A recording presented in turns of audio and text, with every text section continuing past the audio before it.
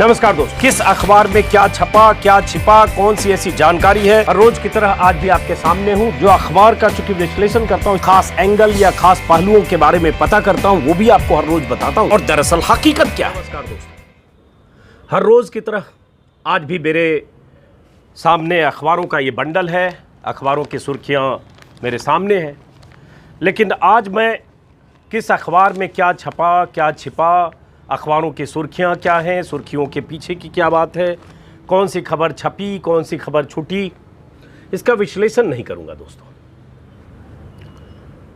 क्योंकि आज मैंने अखबार उस तरह से पढ़ा ही नहीं, मेरी जिज्ञासा ही नहीं हुई। लेकिन फिर भी एक बार लगा कि पलट कर देखें कि क्या किसी अखबार ने जिस ढंग से रिया चक्रवर्ती के खिलाफ 2.5 महीने से मुहिम चली और उस मुहिम को अंजाम तक कल पहुंचा दिया गया, सलाखों के पीछे भेजकर जिस तरह से मीडिया ने अपनी भूमिका निभाई या भिजवाकर, क्योंकि मीडिया 2.5 महीने से मीडिया इसी काम में, जो न्यूज़ चैनल्स हैं उसके दर्जनों रिपोर्टर, दर्जनों एंकर और बड़े बड़े संपादक इसी मुहिम में लगे थे। उनकी मुहिम को कल मंजिल मिली, अंजाम मिला। तो क्या कोई अखबार इस पर सवाल खड़े करता है? यह जानने के लिए फिर मैंने अखबार पलटना शुरू किया। अखबारों की हेडलाइन क्या है आप देख पा रहे हैं। मैंने स्क्रीन पर, पूरी स्क्रीन पर चारों तरफ वो हेडलाइंस हैं जो दर्जन भर अखबारों में छपी है, हिंदी और अंग्रेजी, राष्ट्रीय और प्रादेशिक अखबारों की हेडलाइन चारों तरफ है। रिया गिरफ्तार, रिया न्यायिक हिरासत में, रिया के ड्रग माफिया से रिश्ते, रिया के खिलाफ एनसीबी के पास सबूत, रिया ड्रग सप्लायर की भूमिका में, रिया सुशांत के लिए ड्रग इकट्ठा करती थी, रिया का बचना नामुमकिन, रिया के खिलाफ ये सबूत, रिया के खिलाफ वो सबूत। ये सारी हेडलाइन, सुर्खियां अखबारों में ये खबरें छपी हुई हैं। सारी खबरें एनसीबी के हवाले से, नारकोटिक्स कंट्रोल ब्यूरो के हवाले से। अब इन खबरों में मैं ये तलाशने की कोशिश कर रहा हूं, तो इसी पर बात करूंगा। मेरे लिए कल का दिन शोक का दिन था, मीडिया की भूमिका पर शोक का दिन था। आज भी मेरे लिए शोक का दिन है। बहुत चैन से सोए होंगे वो साथी, वो तमाम पत्रकार और एंकर जो बीते 2.5 महीने से कहानी शुरू की, जिन्होंने कत्ल से, क्योंकि सुशांत के मामले में रिया को कातिल ठहराने की कोशिशें, राजनीतिक कोशिशें, भीड़ की कोशिशें, भीड़ की मंशा, भीड़ का मकसद, भीड़ की लिंचिंग वाली प्रवृत्ति, उस प्रवृत्ति के साथी बनकर, सारथी बनकर, वाहक बनकर मीडिया बीते 2.5 महीने से अपनी भूमिका निभा रहा था। मीडिया जब बात कर रहा हूं, खास तौर से न्यूज चैनल्स और बड़े बड़े एंकर्स की बात कर रहा हूं, सब शामिल थे उसमें, उस भीड़ में। ज्यादातर, हो सकता है कुछ इक्के दुक्के लोग नहीं भी थे, लेकिन मैं भीड़ की बात कर रहा हूं। उस भीड़ वाली मानसिकता ने शुरू कहां से की और आज हुआ कहां? 2 महीने पहले, 2.25 महीने पहले रिया कातिल थी। बिहार के डीजीपी के 50 इंटरव्यू 2 महीने के भीतर चैनलों पर चले।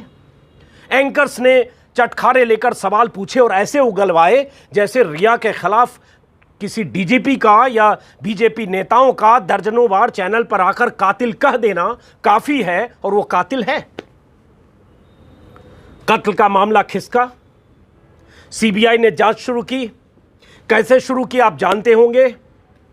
सीबीआई ने मौके का मुआयना किया, रिया से जुड़े लोग, सुशांत के परिवार से जुड़े लोगों के साथ रिक्रिएशन किया गया।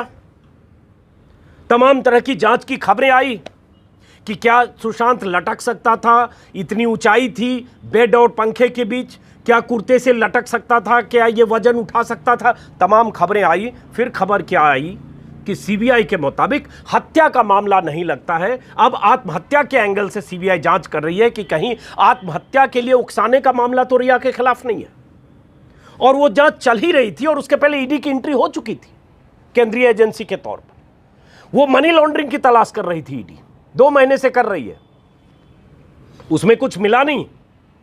खबर आई कि 15 करोड़ रिया लेकर भाग गई। सुशांत सिंह को, जो किसी फिल्म के बदले में, फिल्म में काम करने के बदले में उन्हें किसी डायरेक्टर प्रोड्यूसर से मिला था, वो कहानी पंक्चर हुई 2 दिन पहले। हालांकि खबरें पहले आ गई थी कि उस फिल्म प्रोड्यूसर ने सुशांत को 15 करोड़ दिए ही नहीं, जो बातें थी मौखिक थी। वो शुरू में कहा गया कि 15 करोड़ मिले और रिया 15 करोड़ लेकर भाग गई। अब वो कहानी पंक्चर हुई कि न 15 करोड़ मिले न रिया 15 करोड़ लेकर भागी, तो वो कहानी भी पंक्चर हुई। अब बात होने लगी कि रिया ड्रग सप्लायर से रिया के रिश्ते थे और रिया सुशांत को ड्रग ओवरडोज देती थी, ऐसे जैसे सुशांत 10, 12, 15 साल के 8 साल के बच्चे थे जिन्हें हर रोज महीनों से सालों से कोई ड्रग ओवरडोज दे रहा था। उसकी भी कहानियां आई हैं सामने, उस पर बात करूंगा दोस्तों।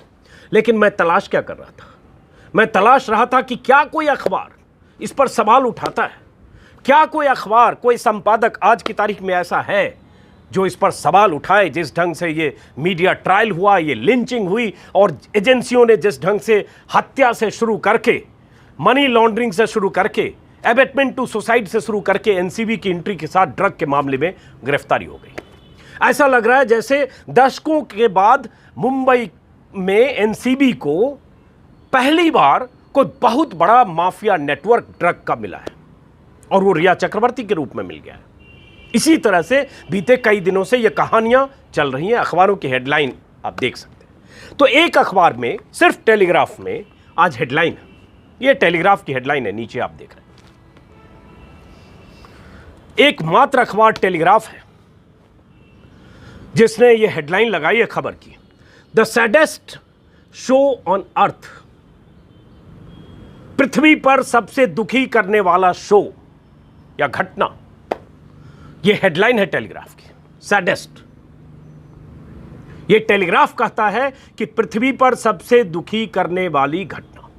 रिया की एक तस्वीर है और उसके बाद नारकोटिक्स कंट्रोल ब्यूरो ने कैसे उनकी गिरफ्तारी की, उनके खिलाफ क्या मामला बना, ड्रग प्रोक्योरमेंट का, ड्रग मंगवाने का, ड्रग सुशांत को देने का और तमाम लोगों से बात करके ड्रग का पैसा चुकाने का, ये सारी खबरों के साथ ये छापा है द टेलीग्राफ, एकमात्र अखबार। बाकी अखबारों की हेडलाइन फिर मेरे चारों तरफ है, ये हेडलाइन देख रहे हैं, कहीं कोई सवाल नहीं है।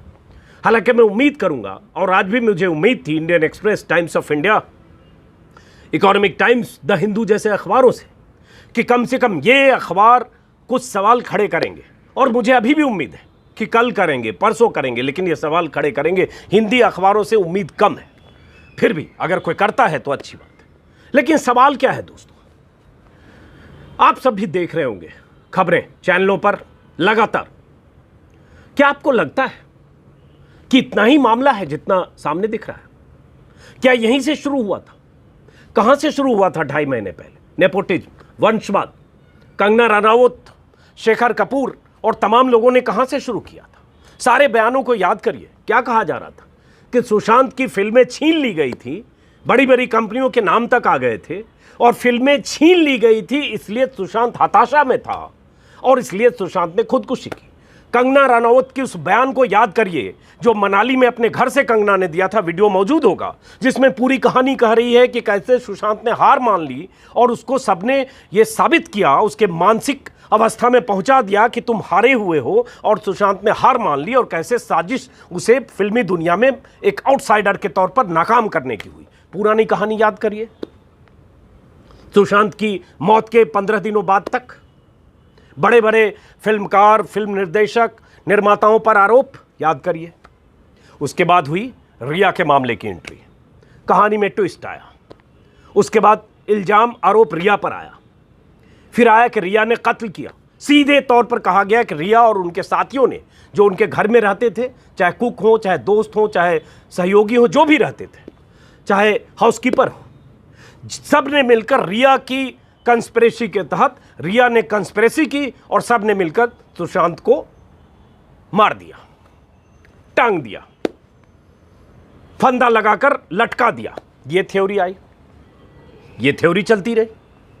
फिर थ्योरी बदली, फिर थ्योरी आई कि नहीं, टांग दिया लटका, हालांकि वो टांग दिया लटका दिया अभी भी चल रही है। परसों भी आज तक पर 2 एक्सपर्ट, फॉरेंसिक के एक्सपर्ट ये बता रहे, डेमो करके, बाकायदा वो डेमो करके बता रहे थे, जो वीडियो मैंने रिकॉर्ड किया था वो डेमो करके बता रहे थे कि कैसे सुशांत को टांगा गया होगा, और टांगने का डेमो करके ऑथेंटिक तरीके से उन्होंने परसों भी आज तक पर बताया। जबकि सीबीआई बीते 1 महीने से जांच कर रही है और सीबीआई की तरफ से अभी कोई ऐसी जानकारी नहीं आई। जो खबरें आई थी 7-8 दिन पहले, उसमें उल्टे ये आई कि सीबीआई के अधिकारियों के मुताबिक, सूत्रों के मुताबिक, कि ये हत्या का नहीं, आत्महत्या का मामला है। उसके बाद थ्योरी बदली। उसके बाद थ्योरी इस तरफ आई कि नहीं, उसे जहर देकर मारा गया, उसे इतना ओवरडोज किया जाता रहा कि उस हालत में पहुंच गया कि उसके पास वो या तो मर गया या मारा गया। इसमें भी बीच में कुछ बातें बिटवीन द लाइंस, समय समय के हिसाब से स्ट्रेटजी चेंज हो रही है गेम की, लेकिन हाँ, मारा गया चाहे जैसे भी हो, और मारा रिया ने। चैनलों पर रिया के खिलाफ ऐसी मुहिम चली। सवाल रिया का नहीं है, मैं न रिया से मिला हूं, न मिलने में मेरी कोई दिलचस्पी है, न मैं किसी तौर से रिया के आसपास के किसी आदमी को नहीं जानता, लेकिन एक नागरिक के तौर, एक संवेदनशील इंसान के तौर पर लगातार देखने और समझने की कोशिश कर रहा हूं, क्या यह सही हो रहा है? क्या एक लड़की के साथ पूरी सत्ता एक तरफ, बीजेपी के दर्जनों नेता, बीजेपी के राष्ट्रीय अध्यक्ष तक के बयान है, बिहार के मुख्यमंत्री, बिहार के डीजीपी, सारे एंकर्स, ज्यादातर बड़े बड़े संपादक, सब एक तरफ, वो लड़की एक तरफ। सबकी कोशिश है कि फैसला बस ऐसे ही चैनल पर कर दिया जाए। कानून क्या कहता है दोस्त? कानून सबको अपना पक्ष रखने का अधिकार देता है। कसाब जैसा आतंकी जिसने आकर गोलियां बरसाई मुंबई में, उसका भी ट्रायल हुआ, सालों साल चला। ट्रायल के बाद उसे जब दोषी पाया गया, तब भी उसे अपनी बात कहने का मौका मिला और आखिर में उसे फांसी हुई। ऐसे तमाम मामले हैं, कानून ऐसे ही काम करता है। लेकिन यहां जब रिया चक्रवर्ती ने एक इंटरव्यू दिया राजदीप सरदेसाई को, तो कई दिन तक और आज भी राजदीप सरदेसाई को ट्रोल किया जाता रहा कि रिया चक्रवर्ती ने इंटरव्यू क्यों दिया, रिया का इंटरव्यू क्यों लिया, वो दोषी है, वो आरोपी है, उसका इंटरव्यू क्यों है। जर्नलिज्म पे सवाल उठाया गया। ये वो लोग थे जो लिंचिंग वाली पत्रकारिता पर सवाल नहीं उठा रहे, उनके साथ खड़े हैं, जो चाहते हैं कि सरेआम फांसी दे दी जाए, जो चाहते हैं बिना कोर्ट के, बिना अदालत के, बिना गवाह के, बिना कानूनी कार्रवाई के, बिना दलील के, बिना बहस के रिया को सीधे दोषी करार करके सजा कर दी जाए 10-20 साल की। वो लोग, रिया चक्रवर्ती ने जब अपना पक्ष रख दिया तो नाराज हो गए। अरे भाई, 2 महीने आप उसके खिलाफ मुहिम चला रहे हो, क्या उसे हक नहीं है अपनी बात कहने का? क्या उसे हक नहीं है वो भी बताए कि वो क्या सोचती है और उसका पक्ष क्या है, जो सुशांत के साथ घर में रहती थी? दोस्तों, इस मामले में हुआ क्या है? मीडिया की भूमिका के बारे में आप सोचिएगा। हो सकता है आप में से बहुत लोग चाहते हो कि रिया के साथ जो हो रहा है या सोचते हो सही है। मैं एक ही बात कर रहा हूं, सुशांत को इंसाफ मिलना चाहिए। अगर सुशांत को आत्महत्या के लिए मजबूर किया तो, और अगर हत्या हुई तो, किसी भी स्थिति में जो भी जिम्मेदार है, गुनहगार है, उसे सख्त से सख्त सजा मिले। इसमें तो किसी को शक ही नहीं है। जितना आप उसके पक्ष में होंगे उतना ही मैं उसके पक्ष में हूं। लेकिन क्या सुशांत को सजा मिलने, सुशांत के दोषी को, गुनहगार को सजा मिले या सुशांत को इंसाफ मिले, इसके लिए क्या किसी के साथ नाइंसाफी होगी? सुशांत को जस्टिस फॉर सुशांत का मतलब नाइंसाफी है रिया के लिए? रिया का भी कोई हक बनता है। और मैं जानता हूं कि आज मैं ये वीडियो बना रहा हूं, ये वीडियो डालूंगा, बहुत ट्रोल किया जाएगा, गालियां पड़ेगी। कल रात भी मैंने ट्विटर पर कुछ लिखा है और गालियां लोग देते हैं, देते रहिए, कोई फर्क नहीं पड़ता। अपनी बात तो कहूंगा और डंके की चोट पर कहूंगा। मैंने देखा अभी, और क्या हो रहा है बिहार में आपको पता होगा। बीजेपी क्या कर रही है? वही बीजेपी सुशांत की हत्या को, आत्महत्या को या सुशांत की मौत को अलग अलग एंगल से कैसे भुनाने की कोशिश कर रही है, उसे हत्या का रूप आज भी देने की कोशिश कर रही है, जिसके कोई सबूत नहीं है।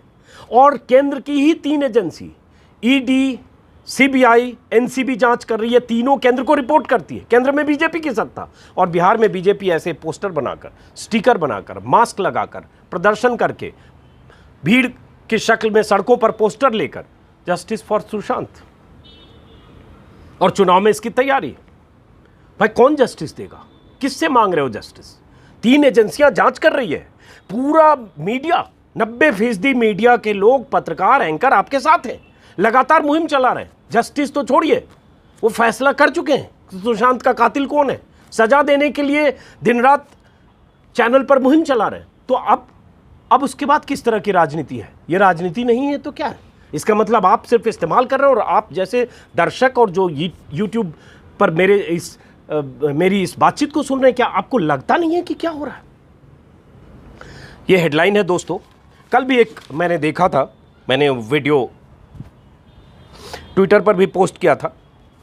एक बड़े चैनल के एक पत्रकार लगातार कैसे सुशांत के साथ क्या नाइंसाफ़ी हुई, कैसे रिया की साजिश थी, पूरे मामले का खुलासा कर रहे थे। उसी में उन्हीं के चैनल का एक रिपोर्टर बताने लगा कि रिया, सुशांत के घर में जो कुक था, जो 4 साल से था, अशोक नाम था उसका, उस कुक ने कहा है कि जब वो रहने आया था 4 साल पहले, 16, 17, 18 जो भी मान लीजिए, तभी उसे 2-4 दिन बाद ही पता चल गया था कि साहब चरस और गांजे की सिगरेट लेते हैं।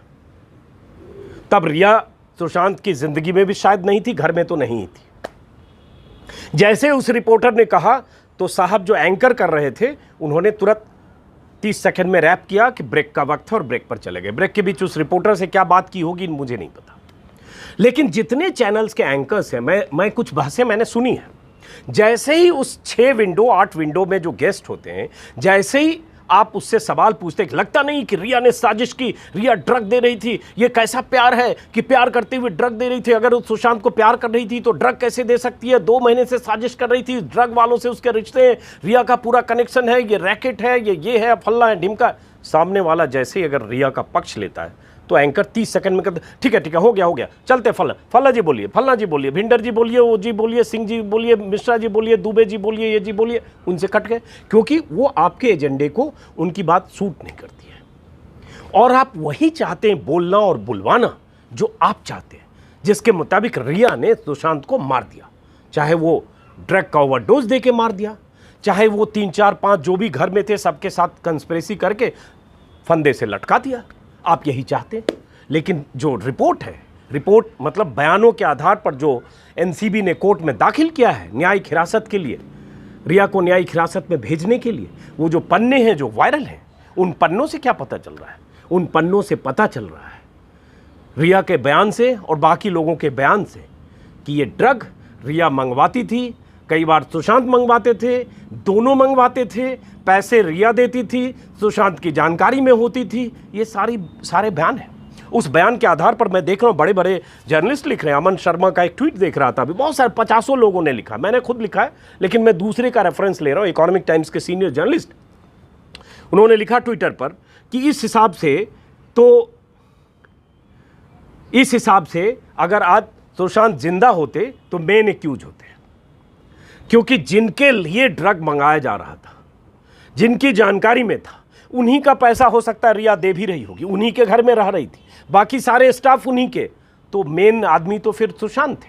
यही बहुत लोग सवाल पूछ रहे हैं कि इस आधार पर आपने सुशांत की छवि 2.5 महीने में मिट्टी पलीद की, क्योंकि करते करते बात यहां तक आ गई कि सुशांत ड्रग लेते थे और सालों से ले रहे थे। खाली उस बात को छिपाया जाता है क्योंकि सूट नहीं करता है। सालों से जैसे बात होती है, 3 साल 2 साल 4 साल से ले रहे थे, वो रिया उससे मुक्त होने लगती है तो घसीट के फिर यहां लाते हैं। तो इसलिए आप सालों की बात नहीं करके आप 19 और 20 पर रहते हैं क्योंकि आपको सूट करता है। उसके बाद सुशांत की तबीयत खराब थी, मानसिक अवस्था को लेकर बहुत खबरें आई। उसी में आई खबर कि एक सुजैन वाकर जो थेरेपिस्ट हैं, बहुत मशहूर थेरेपिस्ट हैं, उनसे घंटों सीबीआई ने बात की। उन्होंने भी बताया कि सुशांत की मानसिक अवस्था ठीक नहीं रहती थी, उन्हें आत्महत्या के भी ख्याल आते थे, वो अकेलापन महसूस करते थे और बहुत सारी बातें सुजैन वाकर ने बताई। उसके बाद क्या हुआ? सुशांत के परिवार वालों की तरफ से, उनके पिता की तरफ से मेडिकल काउंसिल ऑफ इंडिया, हालांकि उसका सदस्य थेरेपिस्ट उसके सदस्य नहीं होते, वो MBBS MS नहीं होते, दिया कि ये जो मेंटल हेल्थ के बारे में सुजैन वाकर का स्टेटमेंट और जो जानकारी है वो मीडिया में या सार्वजनिक तौर पर नहीं आनी चाहिए। क्यों नहीं आनी चाहिए? सुजैन वाकर अगर कह रही हैं जानकारी और बातचीत के आधार पर, या ये जानकारी आ रही है 2013 से भी उनकी मानसिक स्थिति या मानसिक परेशानी से गुजरे, समय समय पर उन्हें इलाज और डॉक्टर की ज़रूरत पड़ी है और ये जानकारी आ रही है, तो इस जानकारी को छिपाना क्यों चाहिए? क्यों नहीं ये जानकारी सार्वजनिक होनी चाहिए? तो ऐसे दर्जनों सवाल हैं दोस्त। ये सवाल क्या आपको नहीं समझ में आते हैं जो आप लोग टेलीविज़न चैनल देख रहे हैं? और जो आज मैं देख रहा था अभी, बहुत सारे लोग जो सवाल पूछ रहे हैं या जिन्हें जो विचलित हो रहे हैं उन्हें लोग गाली देने लगते हैं।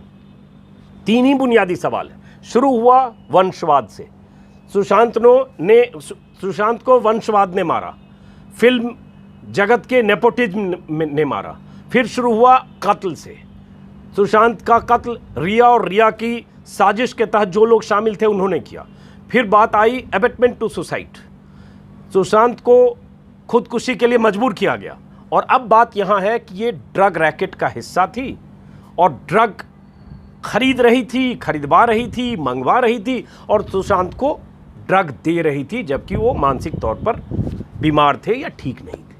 क्या किसी को महीनों तक ऐसे जबरन ड्रग दिया जा सकता है? ये आपको लगता है? और अगर ड्रग दिया जा सकता है महीनों, तो उनकी बहन उनके संपर्क में थी, उनकी बारे में भी कहानी आ रही है, बहन संपर्क में थी, बहन से उनके व्हाट्सएप चैट हैं, बहन ने भी प्रिस्क्रिप्शन भेजा। और तो और जो रिया कह रही है कि 8 तारीख को घर छोड़कर चली गई थी, 8 जून को, चले जाने के पीछे जो वजह बता रही है उस पर मैं नहीं जा रहा। 14 तारीख को खुदकुशी की खबर आती है। इस 6 दिन पर सवाल है, उस समय तो रिया नहीं थी, उसमें शायद उनकी बहन घर में थी, वहाँ सुशांत के साथ थी।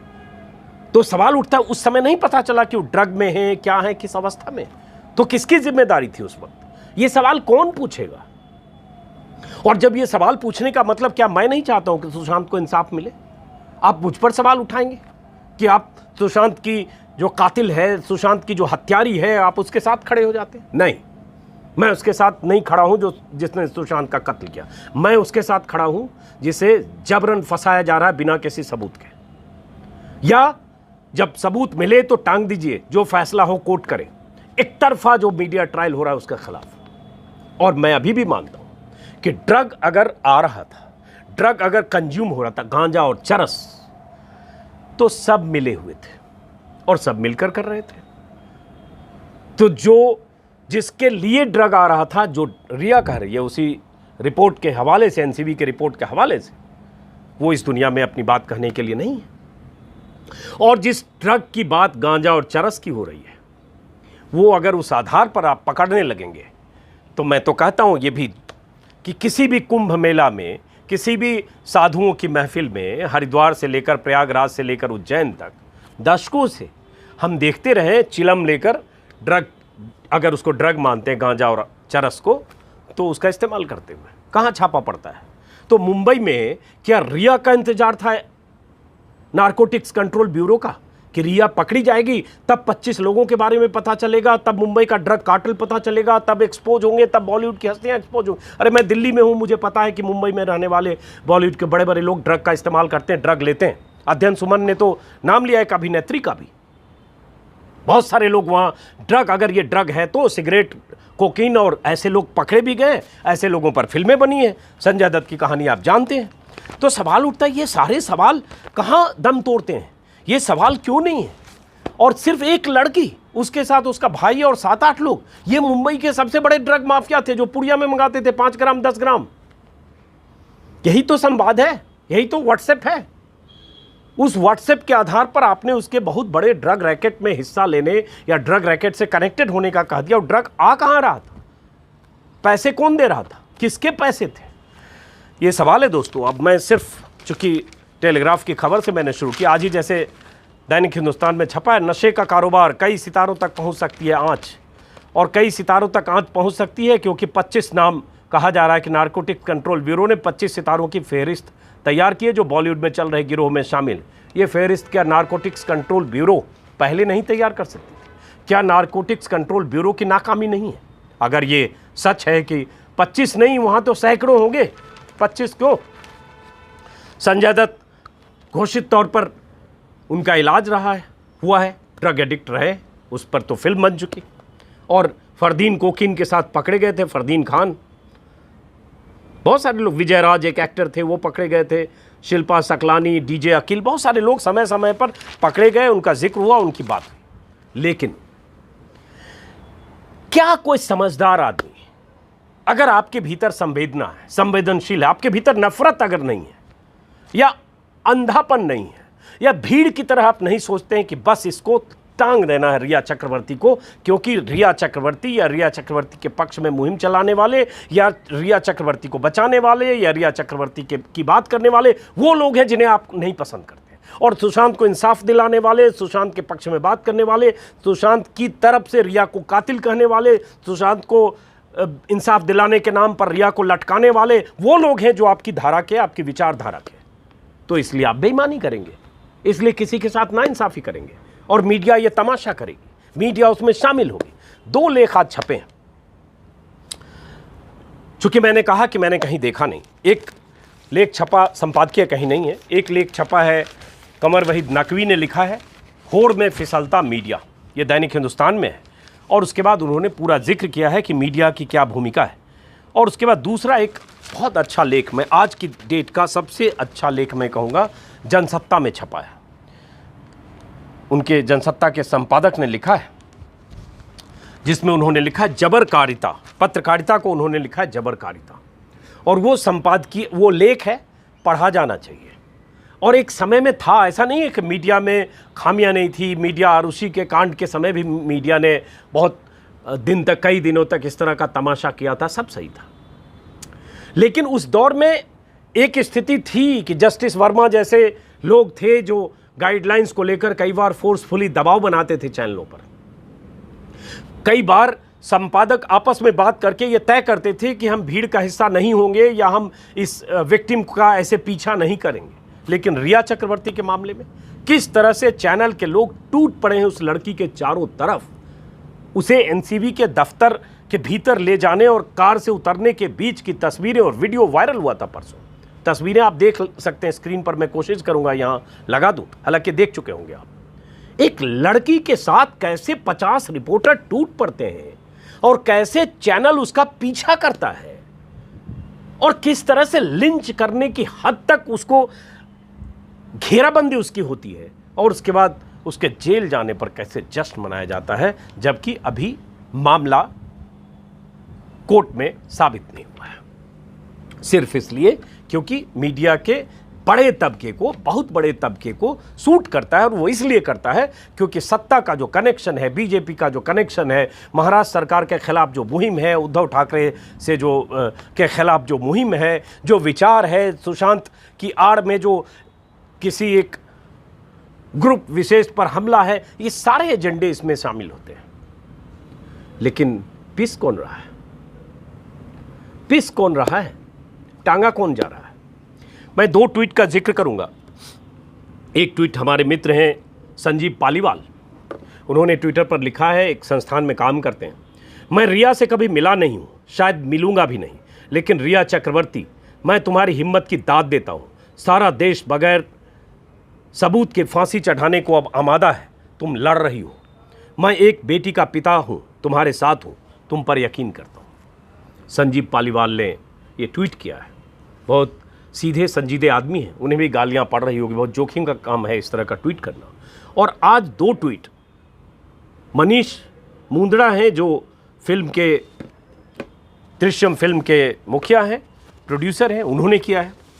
और आपको ये भी पता होगा कि कल रिपब्लिक टीवी की एक लड़की ने, एक रिपोर्टर ने नौकरी छोड़ दी ये कह के कि अब मेरे लिए एथिकल वजह है, नैतिक वजहों से यहाँ काम करना मुश्किल है, इसलिए मैं इस संस्थान से अलग हो रही हूँ, उनके एजेंडे का मैं हिस्सा नहीं बनना चाहती हूँ। एक लड़की ने कल इस्तीफा देते हुए लिखा।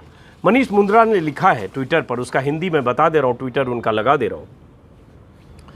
अनपॉपुलर ओपिनियन, सही बात है, आज की तारीख में भीड़ के खिलाफ बोलना, भीड़ की मंशा, भीड़ के विचार, भीड़ की जो सोच है उसके खिलाफ बोलना या उससे असहमत होना कितना खतरा है उसमें, इसका ही जिक्र करते हैं जब अनपॉपुलर ओपिनियन लिखते हैं। मैं कहना चाहता हूं कि रिया के लिए बुरा फील कर रहा हूं। मैं कभी इस तरह के मीडिया ट्रायल देखकर सहज महसूस नहीं कर सकता। मैं प्रार्थना करता हूं कि किसी को ये दिन न देखना पड़े जो रिया ने देखा। दोषी है या नहीं समय बताएगा, अदालत तय करेगी, लेकिन उसे खुलेआम सूली पर चढ़ा दिया गया। सुशांत के लिए जस्टिस जरूरी है, लेकिन किसी के साथ नाइंसाफी की कीमत पर नहीं। यही तो बात है इस 2 ट्वीट में जो मनीष मुंद्रा ने कही है। यही बात है कि सुशांत को जस्टिस मिले, सुशांत को इंसाफ मिले, लेकिन उसको इंसाफ किसी के साथ नाइंसाफी की शर्त पर न मिले। किसी को सूली पर टांग कर, जिसका दोष अभी साबित नहीं हुआ, पता नहीं चला, और उसके बाद सुशांत की इंसाफ की लड़ाई के नाम पर किसी को सूली पर टांग दें, यही सवाल है। तो दोस्तों, मैं शुरू में ही मैंने कहा कि मेरे दिल की बात, आज की तारीख में उसको भड़ास कह सकते हैं, वो मैं आज आपसे कहना चाह रहा था। और आप सब लोग भी जरा ठंडे दिमाग से सोचिएगा। मौका मिले तो जनसत्ता में लेख है मुकेश भारद्वाज का, वो पढ़िएगा। बहुत सारे लोग समय समय पर इसके बारे में लिख रहे हैं, लेकिन भीड़ को खुश करने के लिए, भीड़ के विचार से असहमत होने का खतरा मोल न लेना पड़े इसके लिए, या भीड़ ऐसा सोच रही है इसलिए सही ही होगा, इसलिए हम उसके साथ हो जाएं, या देश में एक ऐसा माहौल है कि मीडिया का बड़ा तबका रिया के खिलाफ मुहिम चलाने के लिए तमाम तरह के सही गलत आकलन, फर्जी सबूत या एनालिसिस या विश्लेषण या ऐसे तमाम लोगों के बयान सुनाकर एक माहौल बनाता है। उस माहौल में आपके जहन में ये बात कहीं दर्ज हो रही है कि हाँ, ये कत्ल हुआ और ये कातिल है, और इसलिए उसको जो सज़ा मिली उसे जेल भेज दिया गया, उसे अभी ही फांसी पर लटका दिया जाए, सही है? तो माफ़ करिए दोस्त, गलत कर रहे हैं आप। फिलहाल इस वीडियो को यहीं ख़त्म करता हूँ, फिर मुलाकात होगी किसी और वीडियो में। और मैं आप में से जितने लोग मुझे गाली देना चाहते हैं, आपकी गाली सुनने को मैं तैयार हूँ, कोई फ़र्क नहीं पड़ेगा, आप देते रहिए गाली। अगर थोड़े भी सहमत होते हैं तो लगेगा कि मेरी बात सार्थक हुई।